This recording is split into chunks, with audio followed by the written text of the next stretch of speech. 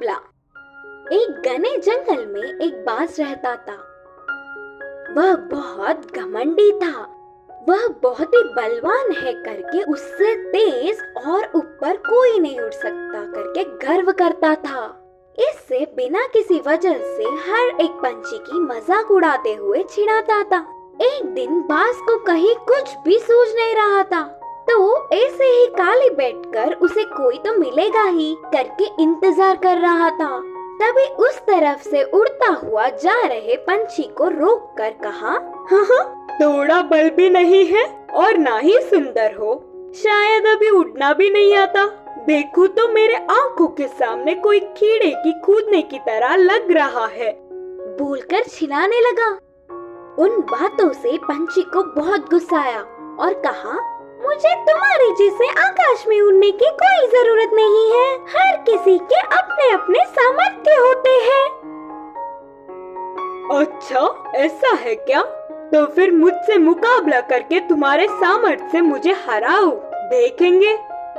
मुकाबले के लिए पंछी मान गई और तुरंत मुकाबला क्या है बताने को बाज ने कहा, इधर से हमारे उड़ने का मुकाबला शुरू होगा। उधर दूर के बड़े पेड़ को पार करके इधर वापस लौटने वाला ही जीतेगा। इसके लिए बाज भी मान गया। पहले से ही बाज चालबाज है करके उधर ही आसपास के सारे पक्षियाँ जज बनेंगे करके बोले। मुकाबला शुरू होने के तुरंत पंछी उड़ता हुआ हवा में जेट से चली गई। कैसे भी जीतना मुझे ही है करके बाज अपने मजबूत पंखों को फैलाकर धीरे से मुकाबले में उतरा। वे दोनों पेड़ों के बीच से उड़ने लगे और वह पेड़ बहुत ही बड़ा और ढालों से घना था। बाज बहुत तेज बिना कुछ सोचे उस पेड़ की तरफ गया। इससे उसके दोनों पंख दो ढालों के बीच फंस गए। वह ना ही आगे जा पा रहा था और ना ही पीछे। ऐसे ही बहुत देर तक तड़पने लगा। पंछी पतली सी और छोटी सी होने के कारण ढालों में घुसकर पत्तों के बीच से बाहर निकलते हुए अपने मुकाम पर पहुंच गई और मुकाबला जीत गई।